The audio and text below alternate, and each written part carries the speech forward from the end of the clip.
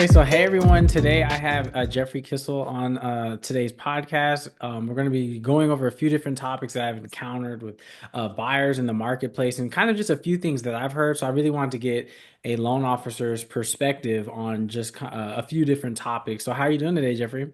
I'm doing great, man. Thanks for bringing it up. I'm glad I'm the guy you picked to pick the brain of for all this stuff. Yes, sir, most definitely. So I did want to, so we're gonna get right into it. The first thing I was curious about is a lot of people are hearing about tariffs and the risk of a recession. So from your perspective as a loan officer, how do those economic factors actually impact mortgage rates and lending activities? So it's kind of weird. Tariffs, especially the way we're seeing them right now, impact mortgage rates sort of on both sides of the equation. So Okay. typically, when you look at mortgage rates and interest rates in general, traditionally, now obviously this is always true, but traditionally, bad news is good news for rates. So when companies are failing, when we're looking to a recession, when the stock market's going down, that typically results in interest rates also following them down. Because what ultimately is happening is the demand side, and these are the investment dollars, right? They're chasing certain opportunities and risks in a market where there's a lot of upside, which means that companies are being more profitable, they're making more money, and the stock market is going up. I want to share in this company's upsides, right? Because yeah, I'll eat the downside, and I have no pull with them as the stock price is going down. So I will share in that downside, but I will share in that upside. And if I think we're in a world where everything's going up and I get to ride that up with everyone else, then that's the investment I'm going to prefer.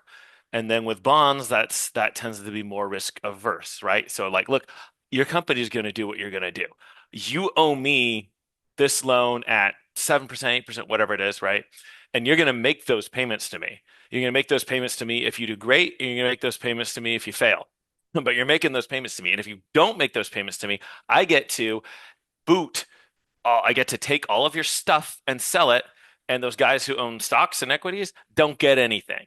Now, I Mm, mean, it's not that simple, but okay. Yeah. that's kind of the basic idea, right? So that's where risk averse money goes. So in the sense that tariffs are making doing business more expensive at every level, right? Because tariffs are traditionally they're a policy tool that we've usually used to protect fledgling businesses in a country. So a country who's trying to get their like car industry going, they'll have a bunch of some domestic car industries, but they can't really compete with like the big foreign companies. Right. So they'll put a tariff. So they'll make and the point of the tariff is to raise prices, right?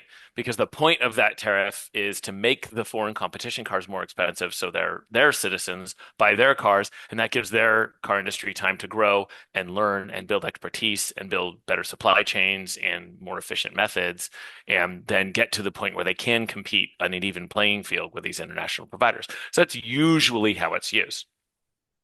Um, Now we have this weird instance where, I mean, we're like generally protecting American, whatever that means. But thing is, a lot of this American manufacturing kind of doesn't exist for some of the stuff we're looking for. We outsourced a lot of that. We've had that all leave. Now, if we had taken the time to go and build a bunch of American manufacturing, and then now we're using the tariffs to go and protect that, okay, that would make sense. But like American manufacturing just by itself simply lacks the capacity to provide the amount of stuff to meet the demand that we have. So really what we're just looking for is everything just kind of became more expensive, and it kind of became more expensive for no reason. Because a tariff is it's a duty, it's a customs duty. You can't charge customs duties to other countries. The stuff gets here, and the person who is getting it here can't bring it into the country unless they pay you. And it's the importer, right? The guy who ordered it to be shipped over here. Mm, That's the one who has to pay that price. yeah. Um, Okay. Yeah. so that's domestic. And the thing is, it also happens at every level. So usually tariffs are targeted, right? Like I don't want, your completed consumer electronics here. In the 80s, I think we put some tariffs against Japan for consumer electronics or quotas or some other type of trade restriction. I want to say it was tariffs. I don't remember fully. But, say it's consumer electronics, but we didn't like tariff like everything they sent us. And the problem with doing that is that there's a lot of stuff we get at different input levels. So even if we wanted to do American manufacturing, we only have so much steel here, and some of it we have to import from China. Um, for batteries like lithium ion. Like a lot of that is not mined in America, right? It's a lot of it's mined in, I mean, countries we don't have the greatest relationships with, like Russia and China. So all of that stuff causes prices to go up. And causing prices to go up is inflationary. And this is the other side of the equation for bonds. So in the sense that tariffs cause a recession, stock market goes down, that is a downward pressure on interest rates, right? Because it means the value of interest goes up. So if more people want debt, then I'm going to be like, well, I don't need to offer you high interest rates to buy my debt. I'm going to offer you a lower interest rate because you want my debt that bad. So the interest rates will go down because so many people want it. And the price of the debt, the value of that debt to me goes up. It's kind of a weird way to think about it, right? Right, yeah, because I'm getting what you're saying, but then at the same time I'm like, okay, so it sounds like it for home buyers, it is somewhat of a benefit to have these tariffs because it'll lower those interest rates. But No, there's a I'm giving you balance. the other half of that. So Okay. it would seem like that, and there will be some downward pressure from that. But Okay. let's look at the other side of the equation. Tariffs increase costs. Right. What is what we call the general sort of increase of cost and lowering of buying power in America, especially when it's on a blanket basis? It starts with an I, and we've been talking about it for the last few years. Inflation. Yes. Yeah. And what inflation does is so bonds are fixed income generally, right? You have an interest rate and you have a period of time. And so once again, you in a bond, you can't share in the upside. Excuse me. In a Yeah. bond, you can't share in the upside. You don't, they have to pay you even in the downside, but you can't share in the upside, which means that whatever you've agreed to be paid for the term of that bond, you're pretty much stuck making. That's why they sometimes call them fixed income. Um, it is a fixed amount. So what happens when that fixed amount is in an environment like, say, 3%, 2%, or in the case of some treasuries, like 1% or 0%, right? And inflation goes up. So let's say I'm a bank and I just invested in a 30-year fixed loan. Let's say it's like a portfolio jumbo. So I'm not selling that on the secondary. I'm keeping it in my portfolio because it's like, it's big loans, like, 2 million, 1 million. They don't get traded around like the smaller, what conventional loans we call them, right? So that's 3%. So I'm making 3% every year on that loan. But banks do fractional reserve lending, right? So to cover the deposit, I've lent out more than the deposits I have. I borrow from the Fed to be able to cover deposits, right? Well, the federal funds rate is now more than 3%. What are we sitting at now?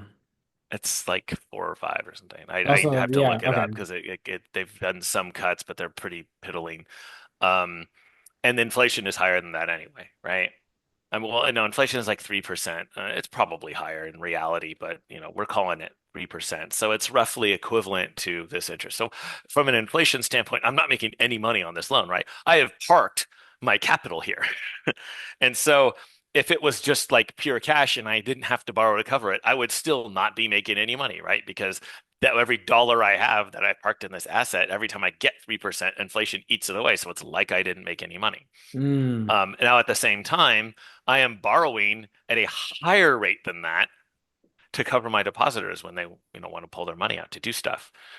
So, like, I'm losing money in that scenario. So, those bonds, if I were to sell them, are probably not worth a whole lot. They're probably not worth their face value. So, if I have $1 million loan in this portfolio, 3%, and there's, 27 years left on it, and I go to sell that loan, someone's probably not going to buy that loan for $1 million. They might say, I'll give you like 800,000 for it. I got to make up for the fact that we're never seeing 3% again. right. So it creates a floor to interest rates, is what inflation does. And concerns Oh, over inflation now create this because I'm not going to lower interest rates very much more if there's a floor. I need to be making a spread because not only do I worry about future inflation concerns, which increase when we have tariffs and immigration restrictions for that matter, because fewer people in the labor pool means labor goes up and labor's already expensive.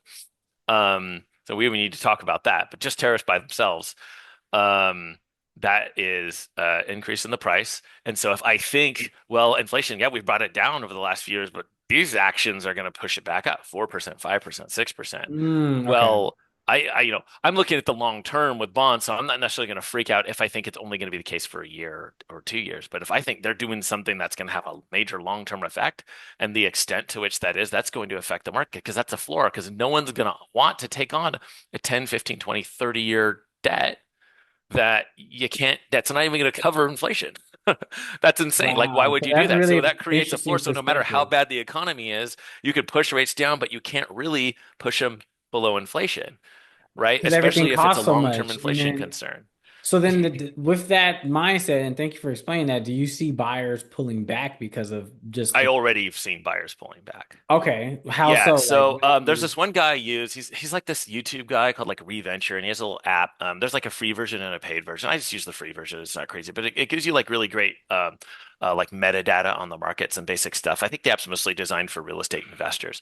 But if you go and look at year over year inventory trends, right? And you go like zip code by zip code, county by county, even in California, where we've had horribly restricted inventory, we shouldn't see that much of an increase in this stuff, right? Because allegedly California had just a market that was impervious to all of this economic stuff going on, just sold and sold and sold and sold and sold. But we're seeing 30, 40, 50% increases in California. Some states, some counties, 90, 100%. It's wild increases year in what over year. exactly? Inventory. So number of homes Okay. for sale versus this time last year. Right. Right. Okay. Because you Gotcha. always want to compare this time last year because the markets ebb and flow during different seasons. So you don't want to compare January this year to like May last year. You want to compare May this year to May last year because when people say, oh, it's May, it's a big market. It's like, well, this is compared to May last year. So if we're seeing the inventory increases, then of course you want to control it by looking at, okay, so how many new properties went out there? And with California, we're not really looking at a situation where there's a lot of new listings out there, right? We haven't seen a huge increase in the number of new listings. So that's not what's driving this increase in inventory. What's driving this increase in inventory is going to be largely um, just not people not buying, There you go. And a lot of reduction homes in have buyer been demand. sitting a lot longer. Just from Yeah. what I've noticed in the local marketplace here in Lancaster and Palmdale, homes are sitting a lot longer unless a pricing strategy that I've seen multiple agents use that I've talked to my agent where we come in a little bit lower than the market value of the home. And then that typically drives up the buyer demand because of the pool of buyer that come from it being priced underneath most other homes. So that's been like the strategy I've talked to sellers about. I And mean, that's similar to that's, what I'm like, go ahead. yeah, I agree with you. I've heard sellers say the other way. They say, oh, we don't want to price our homes too low because then people won't think it's worth much. And I'm like, you got to get people's attention. You can't get an offer if I no one's even mean, going to want like, it. yeah, so yeah, for sure. But that's interesting.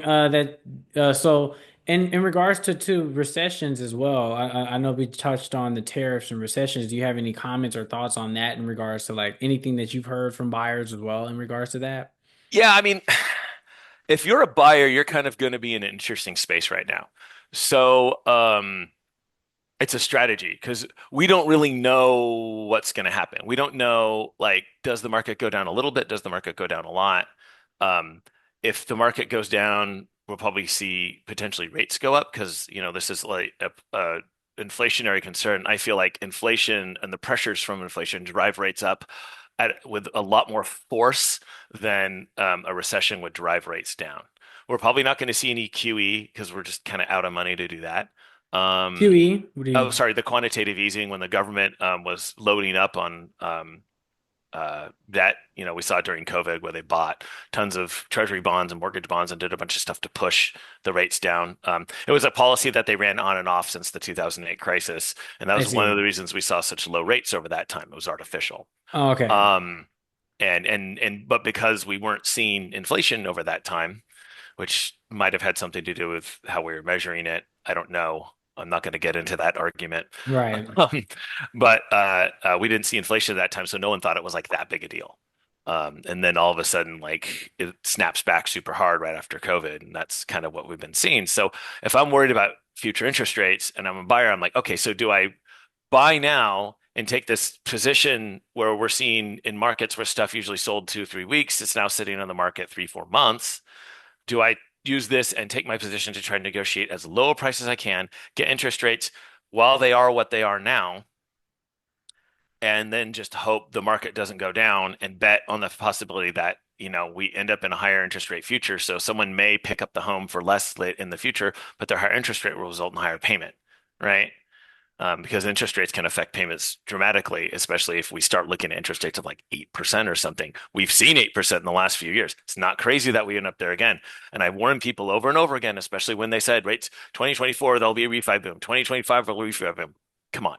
Like over and over again, just as people kept predicting the recession, housing recession around the corner in 2017, now everyone's predicting the refi boom around the corner since Mm. 2022. And I think there's a strong possibility we are range bound in this 6 to 8 sort of percent type area. Yeah, we've been here for what, since 2023, 2022. We've been I in the would six say to for eight. another maybe even 5 to 10 years. I mean, I don't That know, will but just be so get comfortable really with where we're at and yeah, just, I mean, this is my own personal crazy opinion, right. not to like offer anyone rates. It obviously doesn't represent, rate or any of the companies I'm affiliated with. This is my personal crazy opinion that I've been saying to people, but like I definitely feel like that's something to consider. The possibility that if you wait for rates to get lower, I don't know what's going to happen. And now that we're seeing these like very, without getting too political, every economist would probably agree with me that the current policies we have in our country right now are pro-inflationary. They are policies that cause inflation to go up. They restrict labor supply, they increase costs. That makes prices go up. It's simple math. If there's less of something, but people still need the same amount or more of it, the price goes up. Um, so it's just as simple as that. And in that world, you know, I just don't see how rates could go down. I mean, I guess if the government, and even government spending causes So there's so many inflation factors. It's just because kind it of like, just dumps a bunch of debt onto the bond market, right? So now that there's, the supply of debt becomes huge relative to demand, so they have to raise the interest rates to get people to buy it. And the interest rates on government debt, which is like the risk-free, the government debt's supposed to be like the lowest rates there are, right? So it's because it's the risk-free rate because there's, technically no risk to getting it, right? So, so then if the rates on that go up, guess what? The rates on every other type of debt also have to go up mm, on the market. So that pushes it all up too. So if they borrow a bunch of money to try to push the rates down, it's gonna be like if you were in your car and you were like, "Oh man, like it's cold. I'm gonna turn on the heat." And then you turn on the heat and you turned it up too high and you're like sweating and then you're like, "Oh man, it's warm." And then you brought in an air conditioner and hooked it to the side of your window and then blasted the air conditioner without turning the heat down in the car. So you're just running both of these at the same time and the wow. money is the freaking level energy you're using while you're running both of those at the same time. And sometimes it feels like our policies are just doing that. We're Um, just going in circles, is what it sounds like. we're just wasting like tons of money when, it seems like there's a simpler solution, or we could like turn off one or two things and have the same effect and spend a lot less money doing it. But Oh hey, man. no one's gonna elect me, so it is what it is. Right. Uh, It's one of those things we just have to kind of see how things play out because yeah, just on these topics, it gives me this is a resource for people that I want to share because I've just encountered it in real life at like open houses and things of that sort. Like I'm just hearing tariffs, recessions. But I did want to jump into the next topic. I wanted to talk yeah. about this is something else I've talked with buyers about PMI on FHA loans. I wanted to clear a few things up for people. So could you explain what exactly is PMI on an FHA loan, and how long does a borrower typically have to pay it? Well, I mean, it depends. How much you put down. I'm trying to remember off the top of my head how much you have to put down. But on the typical 3.5% down, it lasts for the life of the loan, right? Currently, it's 55 basis points for if you do 3.5% down. It's unaffected by credit score. When you say Um, 55 basis points too, that sorry, may be a sorry, that's no, you're good. You're good. Yeah, 0.55 of 1%. gotcha. So 0.55 of a percent times the amount of the loan, right? Then you divide it by 12 and you pay it monthly as part of your payment. I see. Okay, got it for sure. Okay. Yeah. So it came down. It used to be 85 and it was over a point for a while. But that's generally what you're looking at. There's a few things that could modify it, but I really don't want to get into it. So For it's sure. also not really called PMI with FH. It's actually called MI. So PMI, the PMI is private. And that's the monthly mortgage insurance payments you would make on a conventional loan with less than 20% down, where the mortgage insurance provider is a private entity.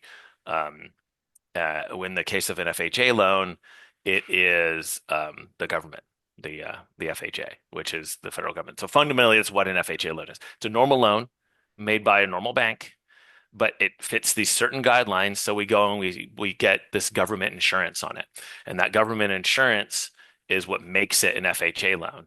And the guidelines are the requirement that the government puts on your loan to be able to get that type of government insurance. Got So it. that's how it works. So you pay that monthly. And FHA is a really great option, usually for people with lower credit scores.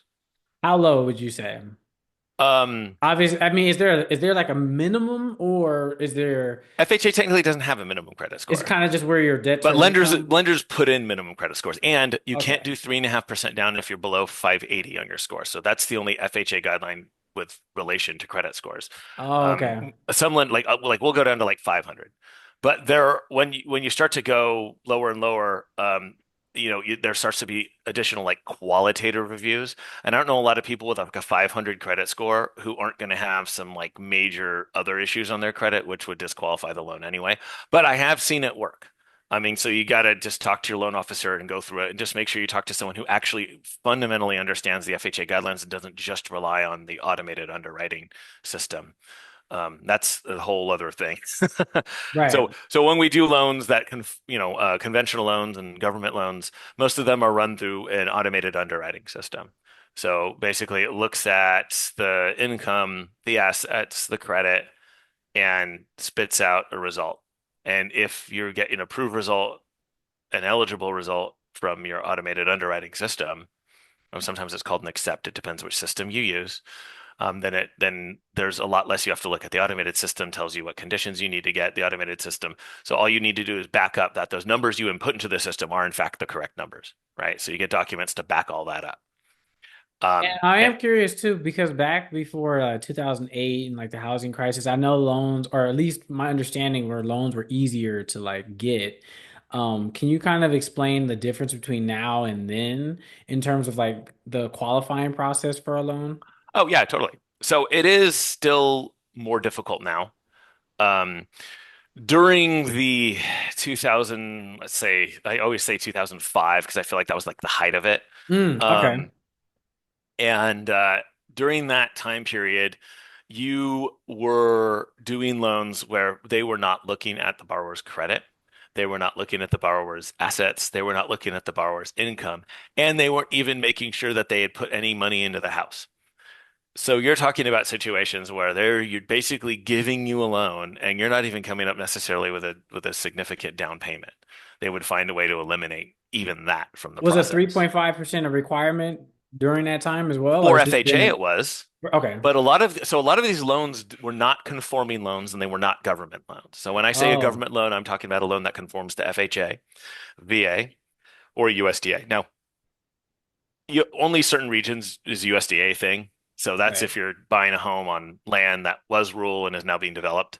Um, there are certain parts of California where that's still the case. There are plenty of other states where it's more common, but it's not the most common loan in the world. So FHA and VA is usually what people think of. So VA obviously you have to be a military veteran, and it's part of your VA benefit. You can get this special loan, and you get the government rates, but you don't have to pay the monthly mortgage insurance because it's not a thing for VA.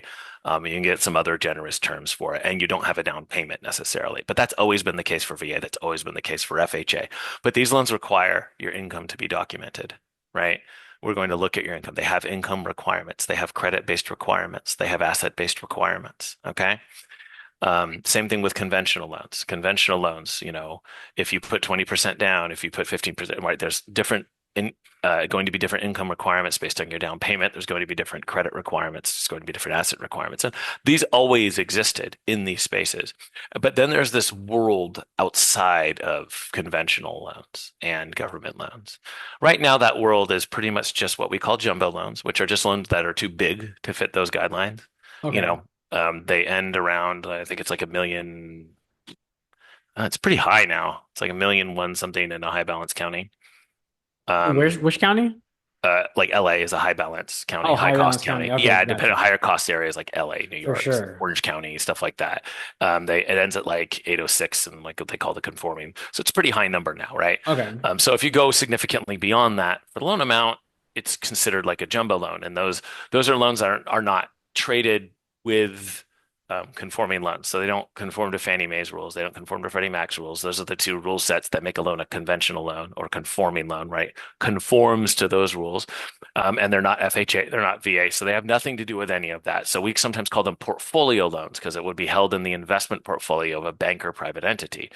So it's referred to colloquially as portfolio loans. But a lot of their guidelines will mimic the conventional guidelines. And they'll maybe even be a little bit more restrictive, like, hey, you can't take on as much debt relative to your income as we would let you do on a conforming loan because it's a lot more that we're on the hook for. Or we want to see a higher credit requirement, right? We don't want people going down to 620. We're going to cut you off at 680. Stuff like that, right? And each bank's going to have their own rules for this.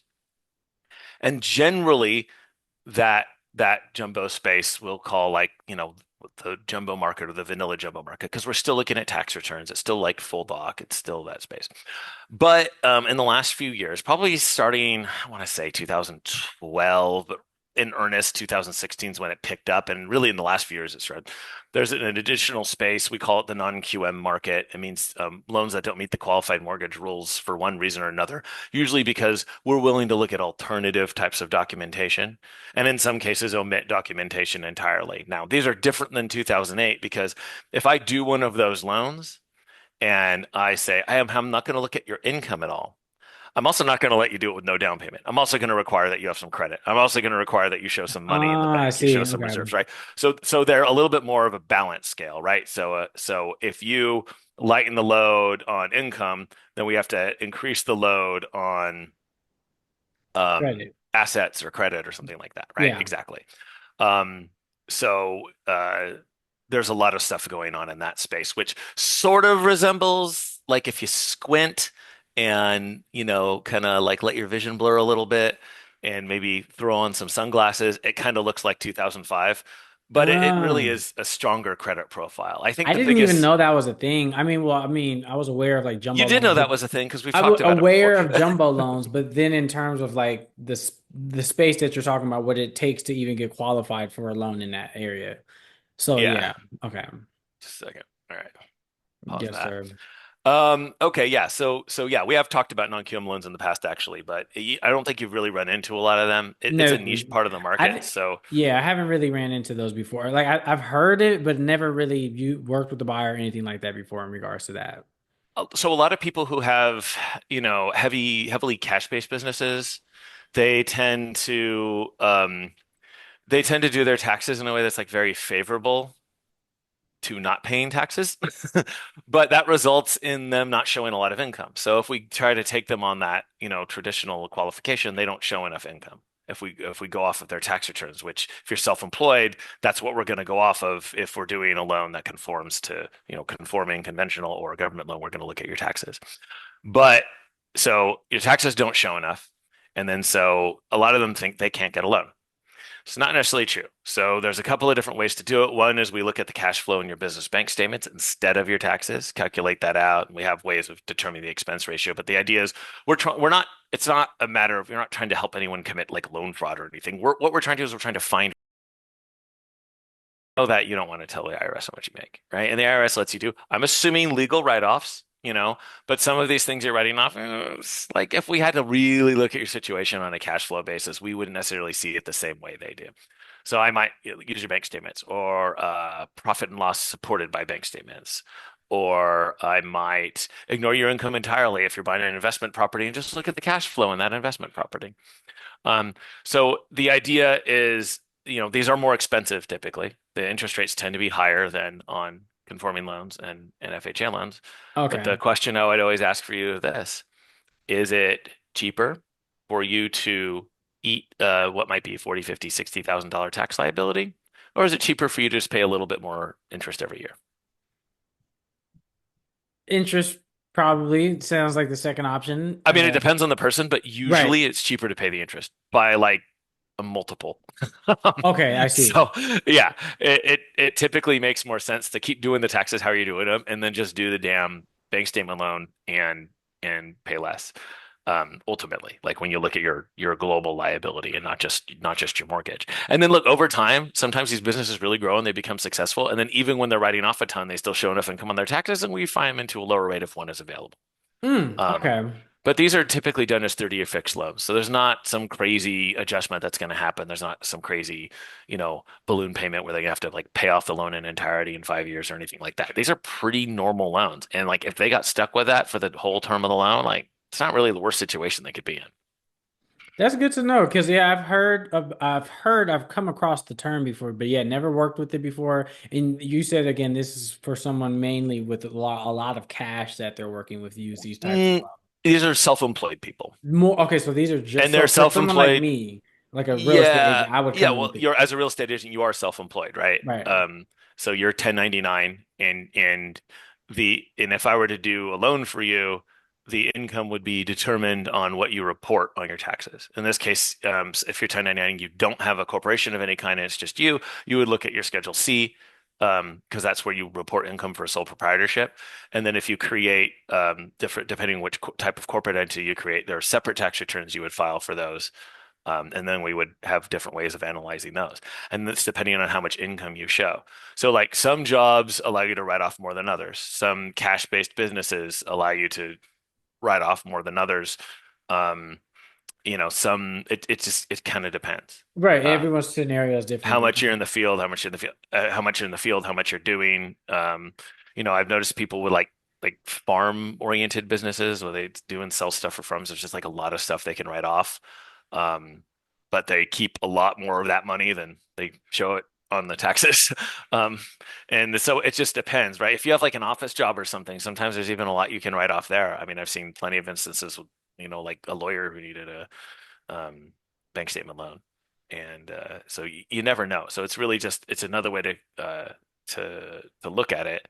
And it's always nice to have options you can pivot to when you're talking to people so you can help them out, right? And then you 100%. just, as far as the increased costs, yes, there are increased costs, and you just be very upfront about what they are, very upfront about disclosing it, and then let them do their own analysis, right? Because I, okay, so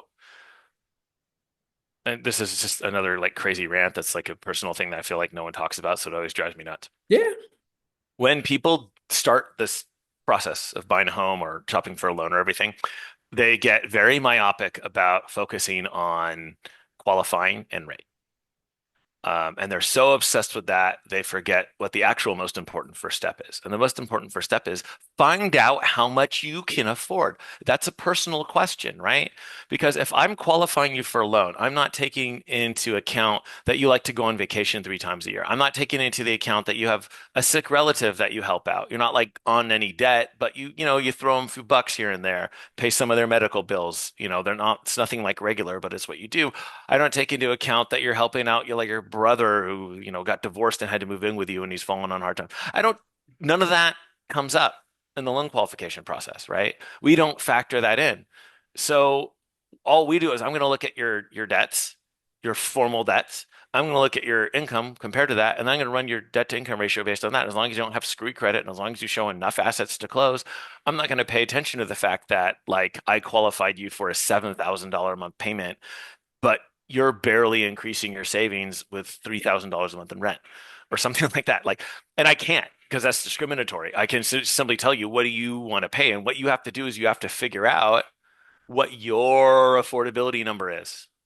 How do you do that? Like, you know, if you're paying $2,000 a month in rent and you haven't saved a dime and you're looking to take on a mortgage payment that's $4,000, Yeah. where's that $2,000 going to come from? Okay. Yeah. I mean, you don't have an answer for that. No, I mean, yeah, I No, just, no, I'm talking about you, the hypothetical you, this person. Like you oh, might right. have an answer for that because some people do. And they're like, oh, yeah, yeah, I'm going to do that. But like a bunch of these family members are going to move in, but their credit sucks. So I can't put them on the loan. And I really want to be the one who owns the property. So they're going to cover, like, I can't count any of that on a loan, but that's going to be your personal sense of affordability. So you have to know what that is because when you come to a loan officer, our job really is just to qualify you for whatever we can qualify you for and then just try to find you the best deal in that space based on what you're telling me you want. Our job is not necessarily to give you financial advice, right? Our job is not to counsel you on how much we believe you can afford. Like none of that's gonna happen. So when you come and you start engaging with real estate professionals and mortgage professionals, like you have to have that work done already. Or you're just going to kind of get whatever you qualify for, which hopefully you can afford.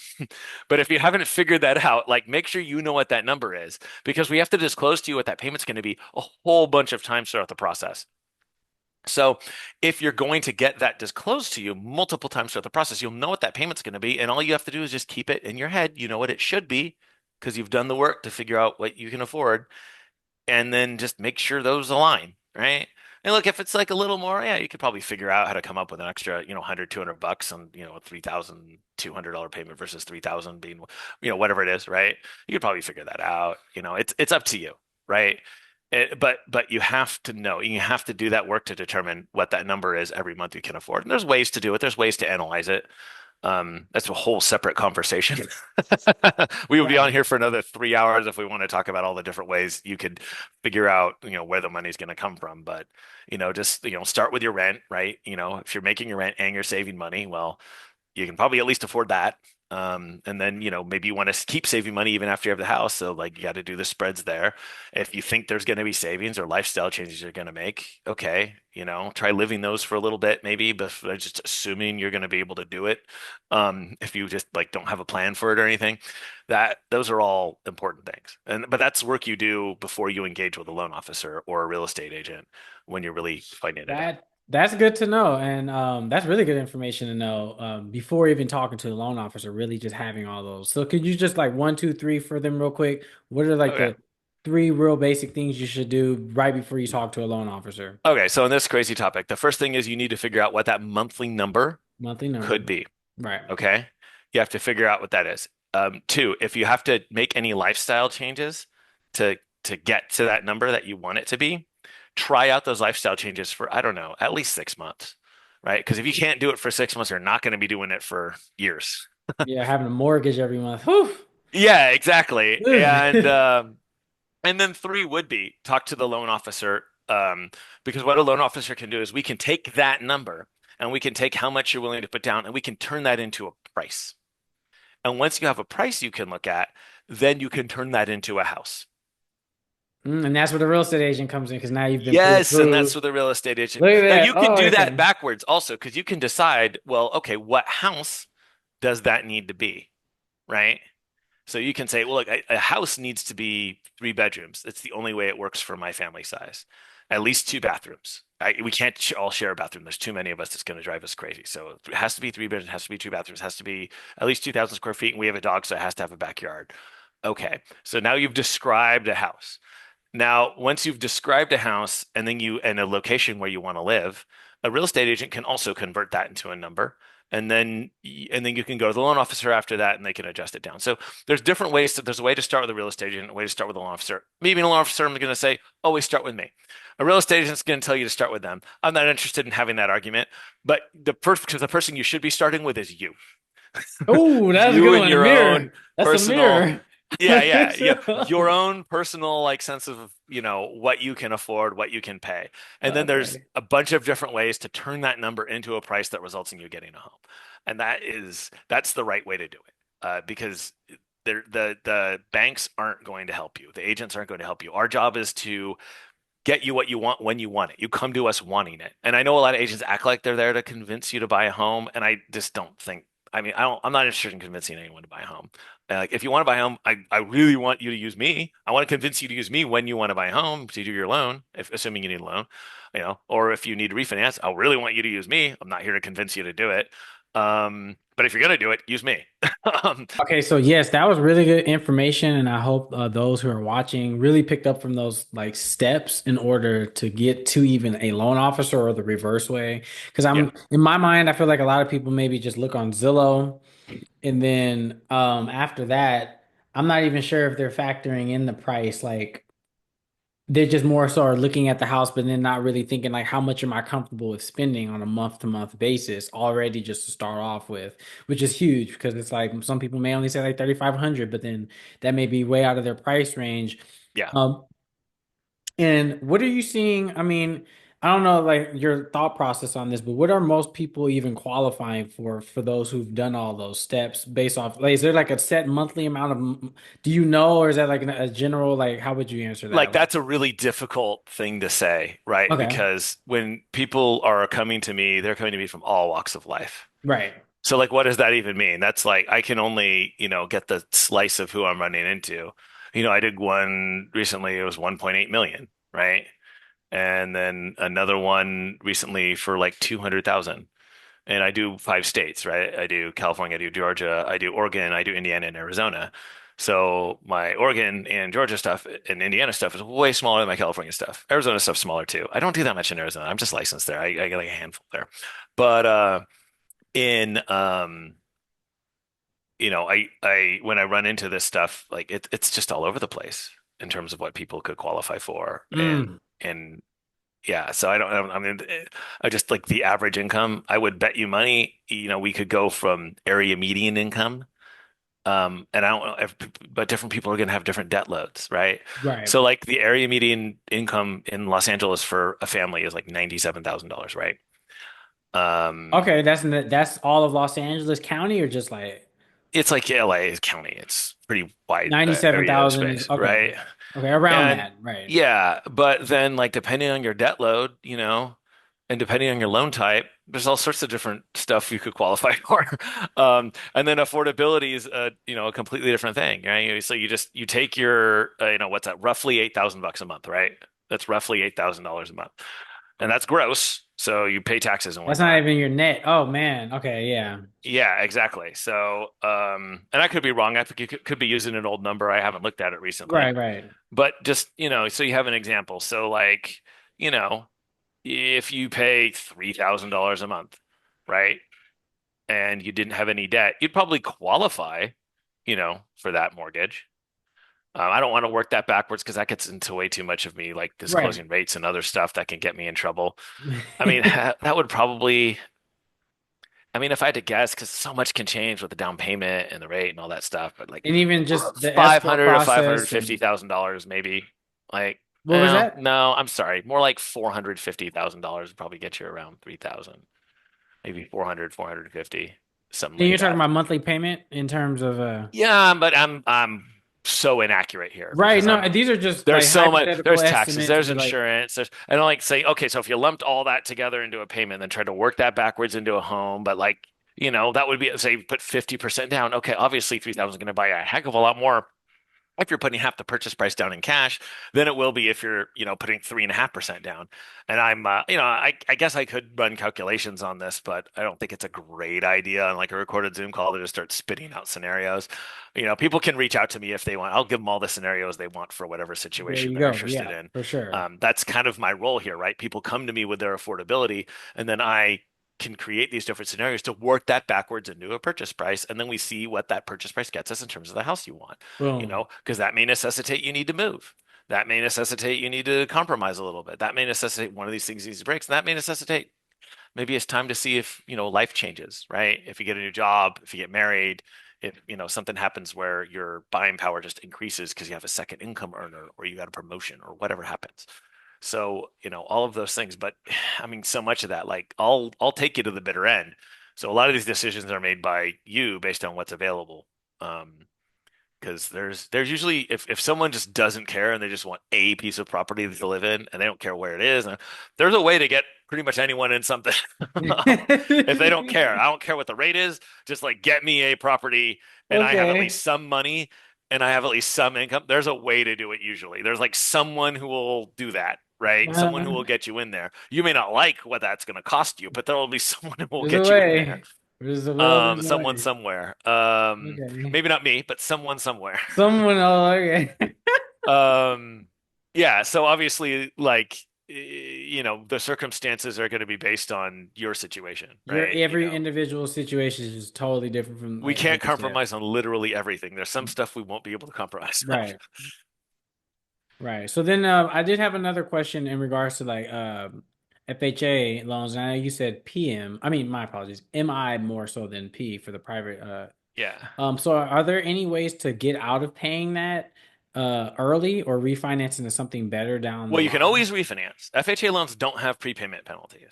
So you can kind of, whenever you want, refinance into something. Like if you have the equity or you want to pay the loan down or the appraised value is just that much higher and you refinance into a loan with 20% down, you're not going to pay PMI. Okay. There's also something called lender paid MI unconventional, and that's on the conventional side. So you'd still have to get out of your FHA loan. But, on the conventional side, assuming that it made sense for you, you could also have like the lender cover the PMI for an increased interest rate. I don't usually think that's the best option for most people because on conventional loans, PMI drops off over time, but increased interest rate stays on forever. So that doesn't make sense. Or maybe you could do a single premium MI where you just pay like a big fat fee up front, and then your MI is just good to go. And if say, okay, so this is an example. Say you're in a position where the seller has had their property on the market for a really long time, and you have a ton of negotiating power with them. You maybe get them to pay it. Wait, say that again? Because wait, that's so if you have your home, so you're a Well, seller, anytime you have closing costs, right? A right? seller can pay those closing costs within limits. Okay. Now, on FHA, a seller cannot pay your monthly mortgage insurance payment, right? It cannot do that. They can't pay it up front. But now let's switch over to the conventional world. Now, in the conventional world, the seller can contribute to your closing. You've heard the term seller concessions before. I know because we've talked about them before, so I know you're aware of them. The regulatory term is called IPC, or interested party contributions. Okay. And that means contributions from a party who's interested on the transaction, like the seller, for example, like the listing agent, like the buyer's agent, those types of credits. So those total an amount because they can come from multiple parties. So those total an amount and they have a limit. So when you're doing a primary purchase, meaning the home you're going to live in, the limits are different than if you're buying an investment property. And then for on a conventional, on an FHA loan, it's 6% across the board. So On a we're VA talking loan, they're four about so six of the percent purchase price. of the purchase price the seller Price, can, not the loan, the purchase price. of the purchase price the seller can give you in concessions Up to 6%. up to okay, that's good to know. Okay, Limited by the actual cost, right? So we can't just give you cash, right. right? So like if you have, 6% seller cost, but your closing costs end at, I don't know, 3 or 4%, then you got to figure out a way to spend that other 2%. So maybe you do like lower your rate and have them buy it down for you or something like that. Yeah, Nice. there's Okay. ways to get into that. Yeah. If he's going to give you also, I don't know a lot of sellers that are giving 6 whole percent. That's a lot. I've run across it. Typically, it's like maybe three, Maybe maybe. like builders would do that because they have big margins, but individual resale sellers probably not. Yeah, I haven't seen Um, anything higher than like a 3% in so my. on conventional loans, the limit is 3% until you have 10% down. Okay. Then it goes to 6% until you have 25% down. Then it goes to 9%. Wow. So conventional loans just way more things you can do. I mean, Yeah. way more But you spread see how across. that could give you space potentially to buy out someone's mortgage insurance, right? Yes. Which Oh. in certain insurance pricing regimes, if their credit's weak or whatever, could be like the most cost-effective thing you could do for their payment. Hmm. It's interesting. There's so many things you can do with these loans. I'm just like, and this is throughout the escrow process because of all the negotiations and things of that sort. Yeah, and this is on the loan side and this is on the escrow side, but yeah, the seller concessions would be something you negotiate for. But look, if I'm a listing agent in this market right now, I would say my message to you is, guys, it's not 2021. If your home hasn't sold in 90 days, it's because it's overpriced and you need to start offering concessions or reducing your price, probably both. But I'll tell you this, if you buy someone's rate down significantly, it usually results in a lower payment than the equivalent money from you in reduced price. So if I say a $500,000 home, I give 2%, that's $10,000, and they use that to buy a lower interest rate, right? Because you've heard of discount points. Most people have discount points, a fee you pay to the lender for a lower rate, right? So if the seller pays that for you, $10,000, that will, in most circumstances, result in a lower interest rate than just reducing the price by $10,000. But you got to get the buyer in there I'm sorry, first. not lower interest rate, lower payment Lower than payment, but you reducing got the to price. get the buyer has to even be even want to place an offer on your property to begin with to even get to that part. And so that would be my message to agents, right? Price. Counsel your buyers, you know, hey, we're in a market where a lot of sellers haven't gotten the message yet that it's not 2021 anymore. And they've overpriced these homes. And they are singing a very different tune now that that property's been on the market for 3, 4 months. But they're just not willing to lower it. And they don't want to end up in a situation where they're chasing, and they're putting themselves in a situation where they'll probably be chasing the price down for a little bit, and end up getting less because if you start high and chase it down, you tend to chase in the direction people are coming. um, and but look, I don't know. I'm not a real estate agent. You are, so you can tell me a little bit more about your strategy for that. Um, but it could be an opportunity, right? Because there's a lot of these homes where if you can convince the seller to take a lowball offer, or maybe you can offer them a little bit more than they thought and then ask for the concessions. They might feel like it's more of a win and they might That's a save good some of, strategy that I've seen before work before. Yeah, you yeah, offer a little bit higher, and you ask for get a some lower concessions. payment. Yeah. Now, the risk there is that if the market declines, you could end up in a worse equity position, right? And if though, Um, it's like one of those things where it's but like that's if, if, right? like we don't know And what's going. also, if your payment's significantly lower and the market declines, but interest rates go up, you have an interest rate that people aren't going to, might not see for a while. And I know with interest rates where they are, it's hard to conceive that this could be the good interest rate going forward. But I mean, it could.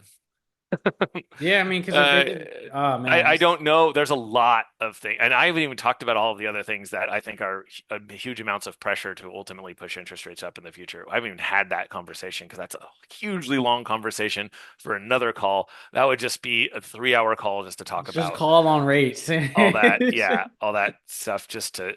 Well, it's just to talk about all of the factors, what's pushing rates up, what's pushing rates down, how that's going to affect or potentially affect the environment in the future. Because anytime I make a prediction on rates, I'm never more than 60% sure. Because, we should have learned this lesson, right? Everyone thought they knew everything about the bond market and where rates were going in like 2008, and people were getting paid like $200 million a year. Know that. Full disclosure, I don't make $200 million a year. Nowhere near that much. So if I don't have that guy's resources, I'm probably not going to get it as right as that guy, and he screwed it up bad. So when I say my confidence is never more than 60%, that's what I mean. Hmm. Um, but I'm trying to show my work here.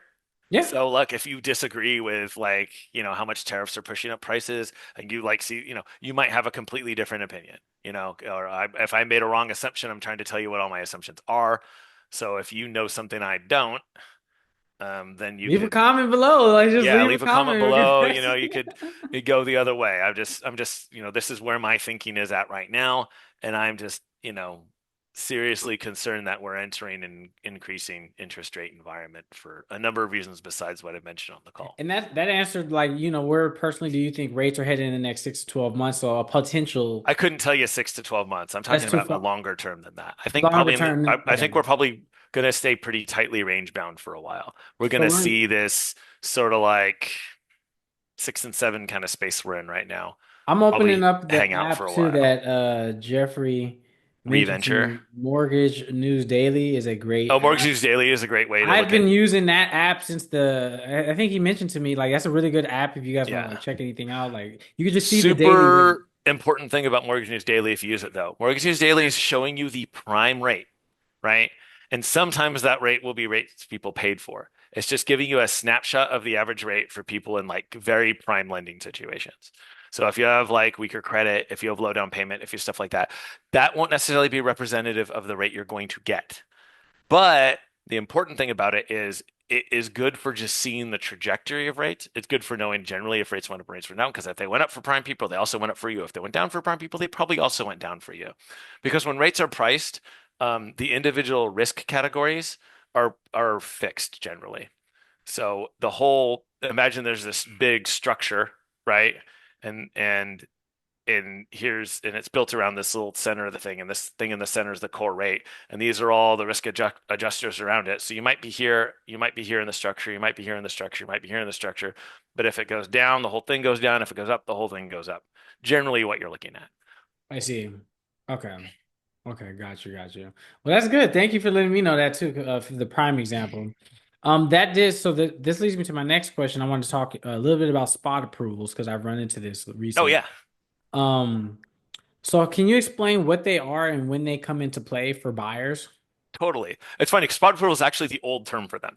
So back in 2009, it was a mortgagee letter. I can't remember if it's 0946 A and B or 0943 A and B or a different one, 40 something.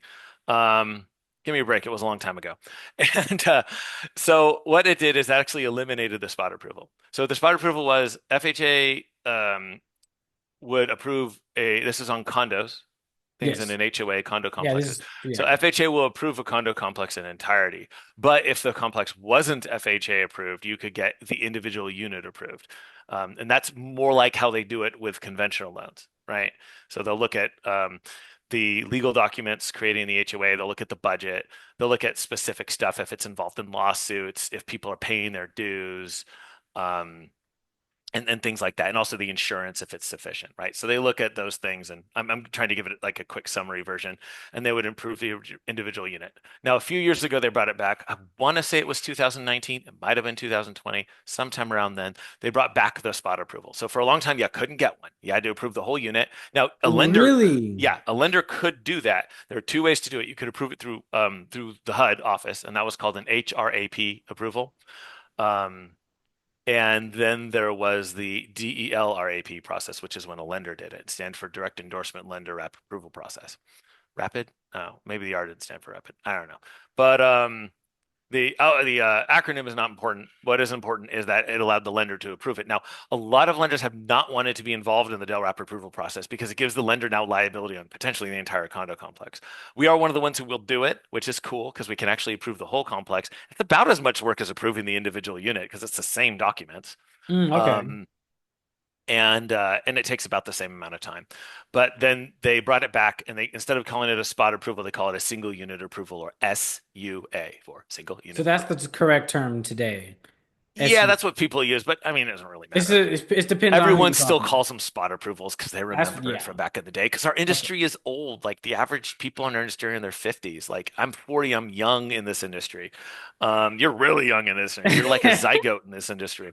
Um, And yeah, so it's everyone still calls them spot approvals. A lot of Okay. lenders don't do them. We do them. Generally, the bigger lenders will do them because they have the resources to have like a condo division that does it. So like, Rate will do them. Probably Loan Depot. I don't know if Rocket does. They probably do. I don't know. Um, and probably some of the banks will do them too. I don't really know. And that They've leads they've me to always ask, been is there iffy with also their for, involvement oh, in sorry, go ahead. FHA. Come on. Do Yeah, they sorry, go also ahead. do VA for that as well, or is that just for an FHA thing? That's what No. what's why? Um, Do you know why they would only do FHA? No, Because I they can kind of never imagine did people, for VA. I'm So sorry. there's that. They kind of never did for VA. So there's that. But with VA, it's also really easy to get the condo complex approved. So the reason it kept becoming a problem with FHA is because the approvals expire with FHA, and they kind of don't with VA.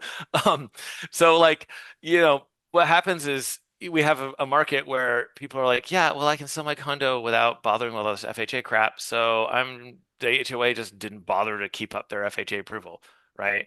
Especially in Los Angeles, where they're just like FHA wasn't super popular, especially as the market just crept up towards, you have to be in like a top 15% income earner to buy a damn condo in LA, right? Like Wow. it is just so restrictive, right? But if you're Okay. talking about even a condo, $600,000, I mean like a 5,000 something dollar a month payment, with HOA fees and everything, And maybe even HOA more. fees. Yeah, like okay, Man. who's paying $5,000 a month? Like Plus a car note. Like, if you oh, make $100,000 a year, you're not going to qualify for $5,000 month payment. Your debt to income ratio is going to be over 50%. And not to mention if you even want to try to do that. So like we're talking about very, very high income earners here. for And they're condos just less mainly. likely to be FHA borrowers. So the condos just stopped bothering and very few of them are FHA approved. So that's kind of what happened with that. Oh, I So they're all see. expired. So the SUA thing is nice because it let the people who did want to do FHA get their chance to come back into the market at the same time. So that was great. Um, and additionally, the DELRAP process still exists, so we can still approve these whole units. But when it comes to VA kind of never expires their approval. So a lot of these condos, if they ever were approved, are still approved.